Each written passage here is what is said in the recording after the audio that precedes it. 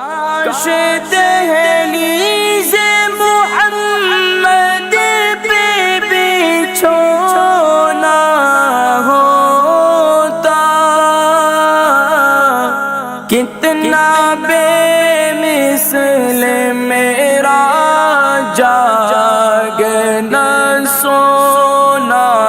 ہوتا۔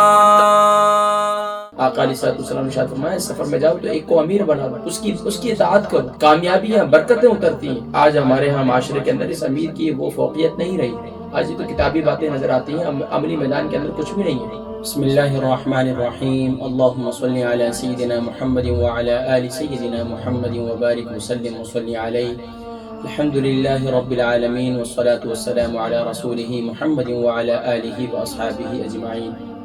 محترم ناظرین کرام، السلام علیکم ورحمۃ اللہ وبرکاتہ ومغفرتہ۔ الحمدللہ ثم الحمدللہ، ماہ ربیع الاول شریف کا 11واں دن بھی شروع ہو چکا ہے، اور 11ویں دن کے کیا خاص اعمال اور وظائف ہیں، انشاءاللہ ان کا تذکرہ آج کی نشست میں ہم کریں گے۔ ناظرین کرام، حضور اکرم صلی اللہ علیہ وآلہ وسلم کی یہ حدیث مبارکہ اتباع سنت کے حوالے سے ہے، اور نبی کریم صلی اللہ علیہ وسلم کی وصیت بھی ہے۔ حضرت ایک صحابی رسول صلی اللہ علیہ وسلم حضرت عرباد بن ساریہ رضی اللہ تعالیٰ عنہ فرماتے ہیں کہ ایک دن حضور اکرم صلی اللہ علیہ وسلم نے ہمیں نماز پڑھائی، اور پھر اپنا چہرہ انور کے ساتھ ہم لوگوں کی طرف متوجہ ہوئے، اور ایسا مؤثر وعظ فرمایا، یعنی کہ آقا علیہ السلام نے ایسا زبردست بیان فرمایا جس سے ہماری آنکھوں سے آنسو جاری ہو گئے اور دل کانپ گئے۔ ایک شخص نے، ایک صحابی رسول صلی اللہ علیہ وسلم نے عرض کیا کہ یا رسول اللہ صلی اللہ علیہ وسلم، آپ کا یہ وعظ تو ایسا معلوم ہوتا ہے جیسے کہ آپ کے جانے کا آخری وعظ ہوا کرتا ہے،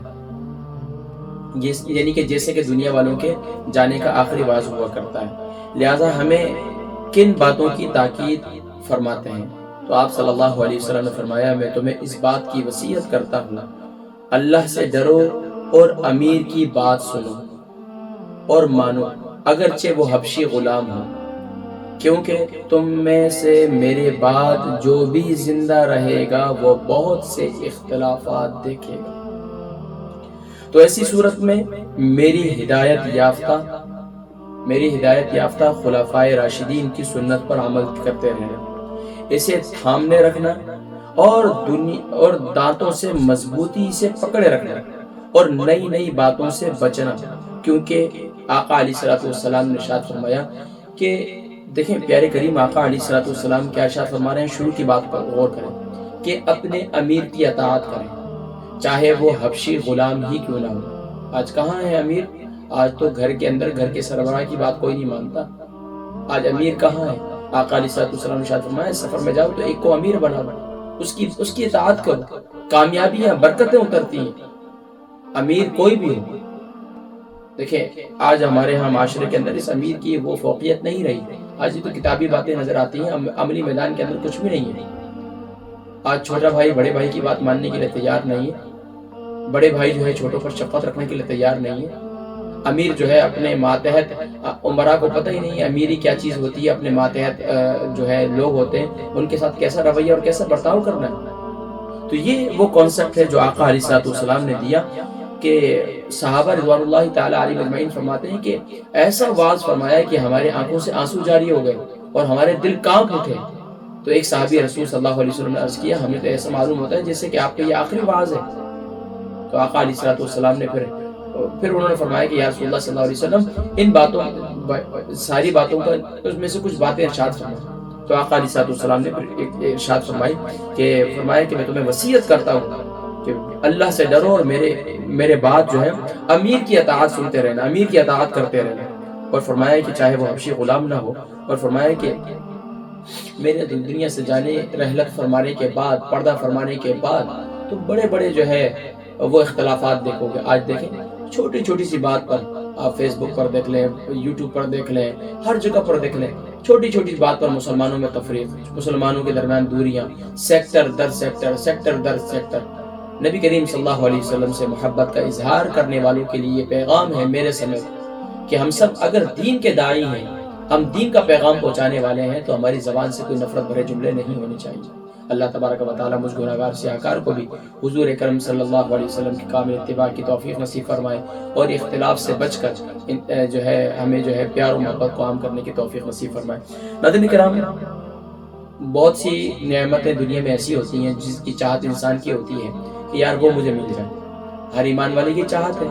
تو بتقاضا بشریت انسان ہونے کے ناطے بہت سی جائز ضروریات ہوتی ہیں، جائز حاجات ہوتی ہیں، جائز نعمتوں کو حاصل کرنے کا دل چاہتا ہے، تو اس میں کوئی مذائقہ نہیں ہے۔ اللہ تبارک و تعالیٰ نے سبحان اللہ یہ جو پیاری آیہ مبارکہ ہے جو میں بتانے جا رہا ہوں انشاءاللہ، حصول نعمت کے لیے، چاہے حصول اولاد ہو یا حصول دنیا کے اندر کوئی بھی اسباب ہو، ان کے لیے متلاشی لوگوں کے لیے وہ نعمت جائز نعمت ہے، تو اس کے حصول کے لیے سبحان اللہ یہ قرآن مجید فرقان حمید کی یہ پیاری آیہ مبارکہ ہے، سورہ قصص آیت نمبر 24، سورۃ القصص آیت نمبر 24۔ بسم اللہ الرحمن الرحیم، رب انی لما انزلت الی من خیر فقیر،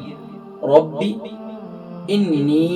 لما انزلت الی من خیر فقیر۔ اول آخر درود شریف کے ساتھ اسے چلتے پھرتے اٹھتے بیٹھتے سارا دن پڑھتے رہیں باوجود کم سے کم اس کے بزرگان دین کے معمولات میں جو تعداد لکھی ہے وہ 1300 لکھی ہے، لیکن آج 1300 تو بہت بڑا عدد نظر آتا ہے، تو کم سے کم 313 آپ پڑھ لیں، اور یہ بدری عدد کہلاتا ہے، تو 313 کر لیں اور زیادہ سے زیادہ 1300 کر لیں، اور دن بھر جو ہے باوجود رہ کر اس کو پڑھتے رہیں۔ حصول نعمت کے لیے چاہے عزت چاہتے ہیں، چاہے شہرت چاہتے ہیں، ترقی چاہتے ہیں، جو بھی چاہتے ہیں نعمت اللہ کریم عطا فرمائیں گے۔ اچھا، وہ لوگ جو خاص طور پر سب سے بڑی نعمت اور سب سے بڑا تحفہ کیا ہے؟ وہ نماز ہے۔ تو نماز سے متعلق وہ خاص تحفہ ہے، جو لوگ یہ چاہتے ہیں کہ نبی کریم صلی اللہ علیہ وسلم کی آنکھوں کی ٹھنڈک نماز کو اپنی زندگی کا کامیاب وظیفہ بنا لیں، کامیاب عمل بنا لیں، تو اس کے لیے انشاءاللہ العزیز 12ویں ربیع الاول شریف کے جو خاص عمل ہیں انشاءاللہ وہ ذکر کریں گے۔ تو آج ماشاءاللہ 11ویں ربیع الاول شریف تھی، اس کے خاص عمل جو ہے وہ آج کی نشست میں ہم نے کیا۔ اللہ تبارک و تعالیٰ مجھ گناہگار سیاہکار کو بھی کہنے اور سننے سے زیادہ عمل کرنے کی توفیق نصیب فرمائے، اور اس ربیع الاول شریف کے اندر جو ہم نے کوشش کی کہ ہم اپنے کردار کو، اپنے رویے کو بہتر کریں، تو آپ سے بھی دعاؤں کی درخواست ہے۔ اللہ کریم مجھ گناہگار سیاہکار کو بھی اپنی زبان اور ہاتھ سے ہر مسلمان کو تکلیف دینے سے محفوظ فرمائے، کیونکہ آقا علیہ الصلوۃ والسلام نے ارشاد فرمایا کہ من سلم المسلمون من لسانہ و یدہ، مسلمان کی شان یہ ہے کہ جس کی زبان اور ہاتھ سے دوسرا مسلمان محفوظ رہے۔ اپنی دعاؤں میں یاد رکھیے گا انشاءاللہ 12 ربیع الاول کی کیا خاص اعمال اور وظائف ہیں، انشاءاللہ ان کا تذکرہ اگلی نشست میں کریں گے۔ السلام علیکم ورحمۃ اللہ وبرکاتہ۔